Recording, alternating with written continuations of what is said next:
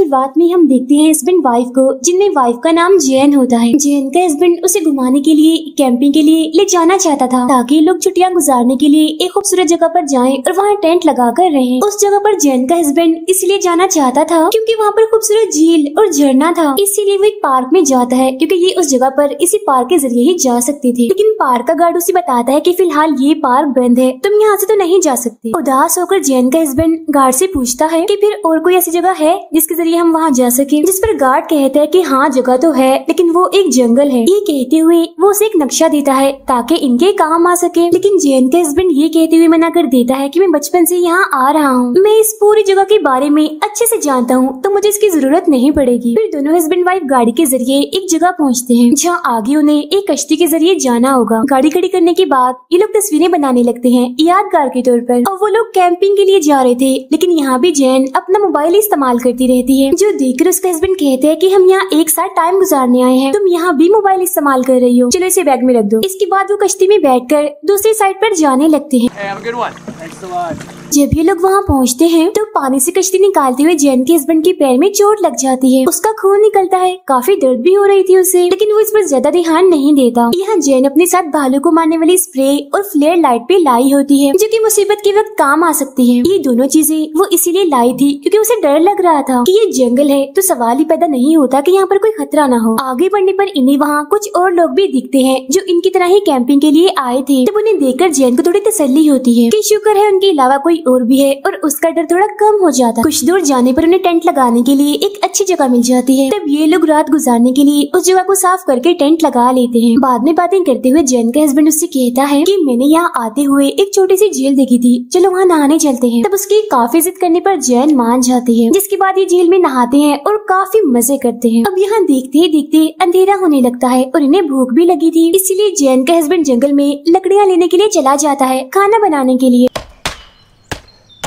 जबकि जैन यह टेंट के पास ही रुक जाती है। लकड़ियाँ लेकर जो वापस आता है तो जैन को एक आदमी से बातें करते हुए देखता है। वो आदमी अपना नाम ब्रैड बताता है और कहता है कि मैं यहाँ पर आने वाले लोगों की उनके ट्रिप में मदद करता हूँ। जैन ब्रैड को कहती है कि आज रात आप यहीं रुक जाइए और रात का खाना हमारे साथ ही खाइएगा, क्योंकि वो उसे एक अच्छा इंसान लग रहा था। लेकिन ये बात जैन के हस्बैंड को अच्छी नहीं लगती, इसलिए वो गुस्से में टेंट के अंदर चला जाता है। तब जैन भी उसके पीछे पीछे टेंट में आ जाती है ताकि पूछ सके कि उसे हुआ क्या है। उसका हस्बैंड उस पर काफी गुस्सा करता है क्योंकि वो नहीं चाहता था कि कोई उन्हें डिस्टर्ब करे जिससे उन्हें परेशानी हो। लेकिन जैन उसे कहती है कि ब्रैड एक अच्छा आदमी है और उसके पास बहुत सारी मछलियाँ भी हैं जिन्हें हम रात के खाने में पका सकते हैं। जब ये दोनों टेंट से बाहर आते हैं तो ब्रैड वहाँ से जाने लगता है, लेकिन ये दोनों उसे रोक लेते हैं क्योंकि अब उसे ऐसे जाने दिया तो ये अच्छी बात नहीं होगी। रात होते ही तीनों मछलियाँ पकाते हुए बातें कर रहे थे। अब ब्रैड यहाँ अजीबोगरीब हरकतें करने लगता है, उसका जो दिल चाह रहा था वो कर रहा था, और तो वो जेंस भी बड़ी अजीब बातें करता है। उसकी ये हरकतें दोनों हस्बैंड वाइफ को बिल्कुल भी अच्छी नहीं लगती। खाना खाने के बाद जब ब्रैड वहाँ से जाने लगता है तो वो जैन के हस्बैंड को चिढ़ाने के लिए जानबूझकर उसे पूछता है कि शाम को जब मैं यहाँ आया था तो तुम्हारी और जैन की किस बात को लेकर बहस हो रही थी। जिस सुनकर जैन का हस्बैंड भी उसे बड़ा अच्छा जवाब देता है कि मुझे तुम अच्छे इंसान नहीं लगे, इसीलिए मैं नहीं चाहता था कि तुम एक मिनट भी हमारे साथ गुजारो। इसके बाद ब्रैड वहाँ से चला जाता है। जैन का हस्बैंड उससे थोड़ा नाराज होता है क्योंकि ब्रैड उनका इतना अच्छा ट्रिप और मूड दोनों ही खराब कर गया। रात को जब ये लोग सोने लगते हैं तो जैन को अभी भी यही फिक्र हो रही थी कि कहीं ब्रैड दोबारा उन्हें तंग करने ना आ जाए, लेकिन उसका हस्बैंड उसे बेफिक्र होकर सोने का कहता है। अगली सुबह उठकर दोनों आगे बढ़ने लगते हैं। रास्ते में जैन के हस्बैंड को भालू के पैर के निशान दिखते हैं, लेकिन वो ये बात जैन को नहीं बताता क्योंकि वो घबरा जाएगी, डर जाएगी। आगे जाने पर उसका हस्बैंड अपना रास्ता बदलकर जंगल के और अंदर जाने लगता है क्योंकि वो झरना और खूबसूरत झील वहीं पर है। अब ये चलते चलते जंगल के काफी अंदर आ जाते हैं। रात को जैन का हस्बैंड देखता है कि कश्ती निकालते हुए उसके पैर पर जो चोट लगी थी वो अब काफी खराब हो रही है। उसका नाखून भी उखड़ चुका है, इन्फेक्शन फैल रहा है। ये देखकर जैन उसके पैर पर दवा लगाकर पट्टी करती है। खाना खाने के बाद ये लोग सो जाते हैं, लेकिन रात के वक्त इनके टेंट पर कुछ गिर जाता है जिस वजह से जैन की आंख खुल जाती है। उसे अभी भी ये लग रहा था कि सब ब्रैड ही कर रहा है, लेकिन उसका हस्बैंड उसे समझाता है कि घबराओ नहीं, वो ब्रैड नहीं है, बस पत्ते गिर रहे हैं। अगली सुबह टेंट से बाहर आकर जैन का हस्बैंड देखता है कि उनके टेंट के सामने एक टूटा हुआ पेड़ पड़ा हुआ है। यहाँ वो ये सोचते हैं हैं कि शायद तेज तूफान की वजह से ये टूटकर गिर गया, और इस चीज पर ज्यादा ध्यान ना देते हुए अपने सफर पर आगे बढ़ते हैं। रास्ते में उसके हस्बैंड को लाल रंग का एक फल दिखता है जिसे बेरिस कहते हैं, और वो उसे खाने लगता है। वो बचपन में जब यहाँ आया करता था तब से उसे इन बेरिस के बारे में पता है। इसी दौरान जैन को किसी मरे हुए जानवर की बदबू आने लगती है, और जब वो चेक करने के लिए जाते हैं तो वहाँ पर एक मरा हुआ हिरन था जिसके जिस्म की हालत काफी खराब थी। किसी ने बड़ी बेरहमी से उसके जिस्म का आधा हिस्सा खाया हुआ था। ये देखकर जैन काफी घबरा जाती है, उसका दिल खराब होने लगता है, पर वो इस चीज को भी भुलाकर आगे बढ़ जाते हैं और आखिरकार उस जगह पर आ जाते हैं जहाँ इन्हें आना था। लेकिन जैसे कि जैन के हस्बैंड ने बताया था कि यहाँ पर खूबसूरत झील है, झरना है, यहाँ तो ऐसा कुछ भी नहीं होता बल्कि झाड़ियाँ ही होती हैं। ये देखकर वो मायूस हो जाता है और अपना सर पकड़ लेता है। परेशान भी था वो, क्योंकि उसे समझ आ गई थी कि वो रास्ता भटक चुके हैं। जैन उससे पूछती है कि आखिरी बार तुम यहाँ कब आए थे, जिस पर वो कहता है कि जब मैं स्कूल में पढ़ता था आखिरी बार मैं तभी आया था। अब दोनों ही काफी डरे हुए थे क्योंकि रास्ता उन्हें मालूम नहीं था, और मुसीबत की बात ये थी कि उनके पास नक्शा भी नहीं था। उसने गार्ड से उस नक्शे को लेने से इनकार जो कर दिया था, क्योंकि उसका मानना ये था कि उस जगह के एक एक हिस्से को बड़ी अच्छी तरह जानता है। अब जैन जल्दी से अपना मोबाइल निकालने लगती है ताकि वो देख सके कि इस वक्त वो कहाँ है। लेकिन यहाँ उसका हस्बैंड कहता है कि मैंने पहले ही तुम्हारा मोबाइल गाड़ी में रख दिया था ताकि हम साथ वक्त गुजार सके और तुम ज्यादा मोबाइल इस्तेमाल ना करो। ये सुनकर जैन काफी गुस्सा हो जाती है और पूछने लगती है कि आखिर तुम इस जगह पर आना ही क्यों चाहते थे, क्या बात थी ऐसी। वो कहते हैं कि उस झरने के सामने मैं तुम्हें अंगूठी पहनाना चाहता था और बताना चाहता था कि मैं तुमसे कितना प्यार करता हूँ। इससे जाहिर है तुम्हें बहुत खुशी होती। ये सुनकर जैन उस पर गुस्सा करती है और कहती है कि देखो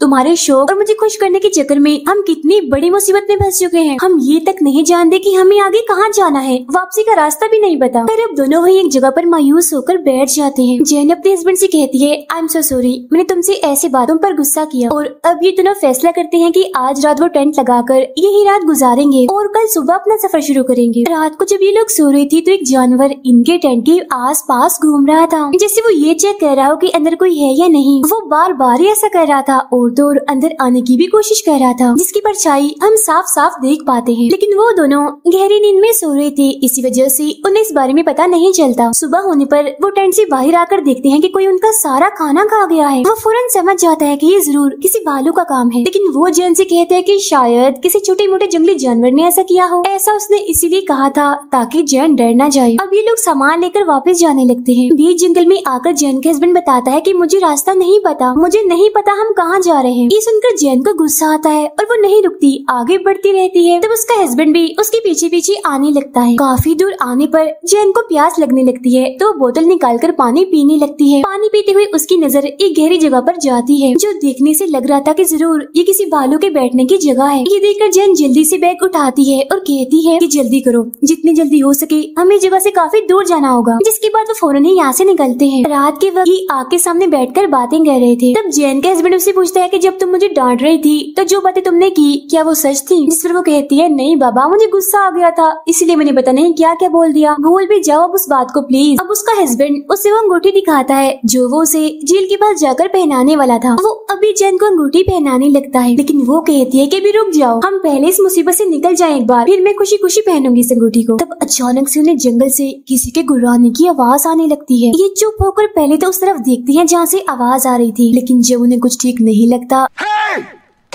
तो वो टेंट में चले जाते हैं। अगली सुबह जब वो जागते हैं तो जैन का हस्बैंड बाहर जाने के लिए टेंट की जिप खोलता है और वो ये देखकर काफी डर जाता है कि कुछ ही दूरी पर एक भालू खड़ा हुआ है जो एक जानवर को खा रहा है। तो वो जिप बंद करते हुए इशारे से जैन को कहता है कि चुप रहना, कोई आवाज नहीं करना, बाहर भालू है। फिर वो दोबारा से जिप खोलकर बाहर देखता है और अब वो भालू उनके टेंट की तरफ ही आ रहा था। तो वो डरते हुए जैन से कहता है कि जल्दी से मुझे कुल्हाड़ी दो। जिस पर जैन कहती है ओ शिट, कल रात हमने जहाँ टेंट लगाई थी कुल्हाड़ी तो हम वहीं भूल आए हैं। अब घबराते हुए जैन जल्दी से भालू को मारने वाला स्प्रे उठा लेती है और उसके आने का इंतजार करने लगती है। अब उनकी हलचल से भालू को पता चल जाता है कि टेंट के अंदर कोई है, इसीलिए वो एकदम से ही टेंट फाड़कर अंदर आ जाता है और उन पर हमला कर देता है। इसी हड़बड़ी में जैन के हाथ से वो स्प्रे गिर जाती है। तब ये भालू उस पर झपट कर उसके बाजू को काट लेता है, जिससे वो इतनी जख्मी हो जाती है कि तेजी से उसकी बाजू से खून निकलने लगता है। ये देखकर जैन का हस्बैंड उसे बचाने के लिए खुद उस भालू के सामने आ जाता है। तो अब वो भालू फौरन उसके पैर को पकड़ लेता है अपने बड़े बड़े दांतों से, जिस वजह से उसे काफी तकलीफ होती है। वो काफी चिल्लाने लगता है